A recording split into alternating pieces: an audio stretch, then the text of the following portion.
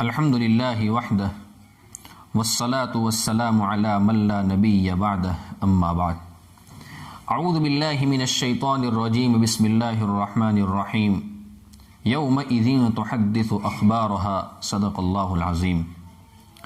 معزز سامعین، دنیا میں رہتے ہوئے ہم جب نیک اعمال کرتے ہیں تو اس کے فوائد ہوتے ہیں، اس کی وجہ سے بندے کو فائدہ پہنچتا ہے، اور جب ہم اللہ کی نافرمانی کرتے ہیں، گناہ کرتے ہیں، تو اس کے نقصان سے بھی ہمیں گزرنا پڑتا ہے۔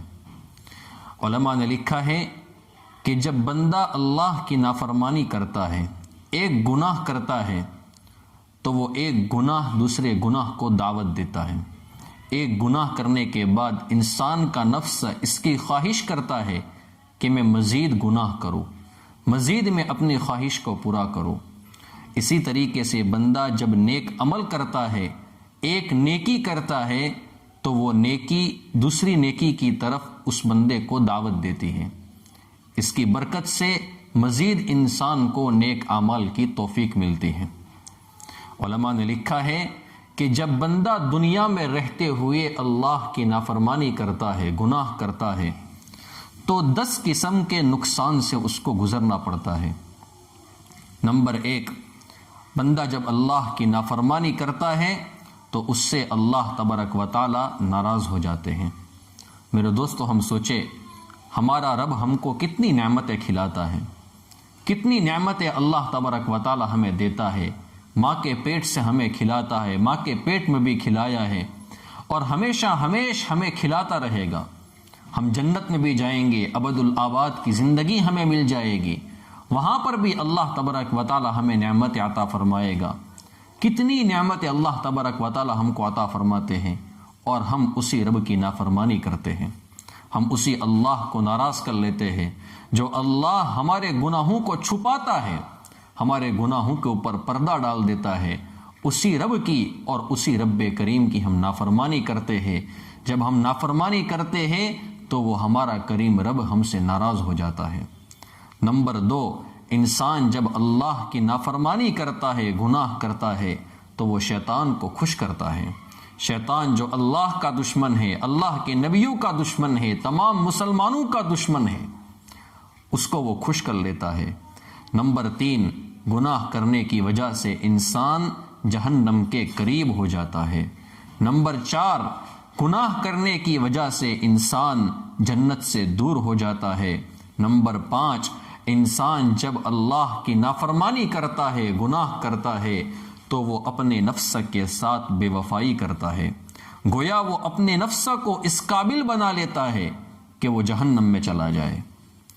نمبر 6، انسان جب اللہ کی نافرمانی کرتا ہے، گناہ کرتا ہے، تو وہ اپنے نفس کو ناپاک کر لیتا ہے۔ گناہ جو ہوتا ہے میرے دوستو، یہ باطنی نجاست ہے۔ ایک ظاہری نجاست ہوتی ہے، ایک باطنی نجاست ہوتی ہے، ایک دکھنے والی ناپاکی ہوتی ہے، اور ایک وہ ناپاکی ہوتی ہے جو ہمیں نظر نہیں آتی ہے۔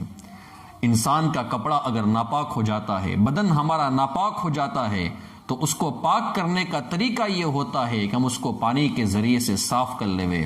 گناہوں کی وجہ سے جب ہمارا دل گندا ہو جاتا ہے تو اس کو پاک کرنے کا طریقہ یہ ہوتا ہے کہ ہم اللہ کے سامنے توبہ کر لیں، اللہ سے وعدہ کر لیں کہ اللہ ہم آئندہ آپ کی نافرمانی نہیں کریں گے۔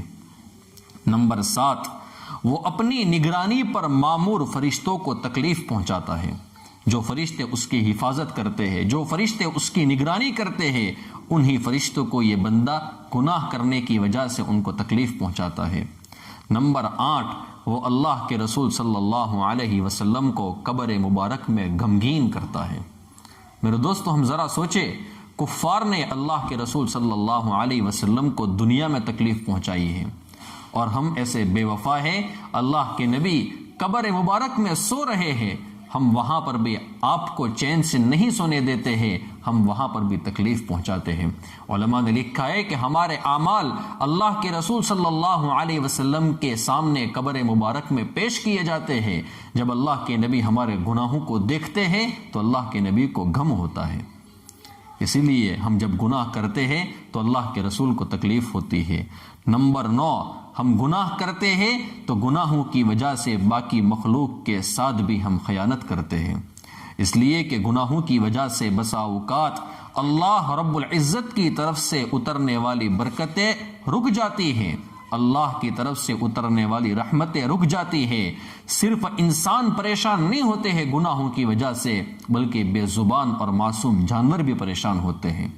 آپ نہیں دیکھتے ہیں کہ بارش کبھی کبھار رک جاتی ہے تو نہ صرف یہ کہ لوگ مسلمان اور جو انسان ہوتے ہیں وہ پریشان ہوتے ہیں، بلکہ بے زبان جانور بھی پریشان ہوتے ہیں۔ نمبر 10، انسان جہاں گناہ کرتا ہے وہ زمین کے اس ٹکڑے کو قیامت کے دن کے لیے اپنے خلاف گواہ بنا لیتا ہے، جس کے خطبے کے اندر میں نے آیت کریمہ پڑھی تھی، یومئذ تحدث اخبارہا۔ زمین کا ٹکڑا میرے دوستو یاد رکھنا حشر کے میدان میں گواہی دے گا کہ فلاں دن فلاں وقت اے اللہ آپ کے اس بندے نے میرے اس ٹکڑے کے اوپر گناہ کیا تھا۔ اگر ہم توبہ کر لیں گے تو اسی طریقے سے ہمارے گناہوں کی جس طریقے سے وہ گواہی دے گا، اسی طریقے سے زمین کا وہ ٹکڑا بھی ہماری جو توبہ ہوگی اس توبہ کی بھی گواہی دے گا۔ اس لیے ہم زیادہ سے زیادہ نیک اعمال کرنے کی ہم فکر کریں۔ ہم بسا اوقات یہ سوچتے ہیں ہم جب گناہ کرتے ہیں اس کے باوجود بھی ہم اپنے آپ کو بڑا بزرگ سمجھتے ہیں۔ میرے دوستو، ہماری حالت تو یہ ہے کہ ہمیں اگر دوسروں کے گناہ کے بارے میں شک بھی ہو جائے تو ہم ان سے نفرت کرنا شروع کر دیتے ہیں، اور ہمارے گناہوں کا ہمیں یقین ہوتا ہے لیکن پھر بھی ہم اپنے نفس کے ساتھ محبت کا معاملہ کرتے ہیں۔ ایک بزرگ نے بہت پیاری بات فرمائی ہے، وہ فرماتے ہیں کہ دوسروں کی نظر میں اپنے آپ کو گرا دینا بڑا آسان کام ہوتا ہے، لیکن اپنی نظر میں اپنے آپ کو گرا دینا یہ سب سے مشکل کام ہوتا ہے۔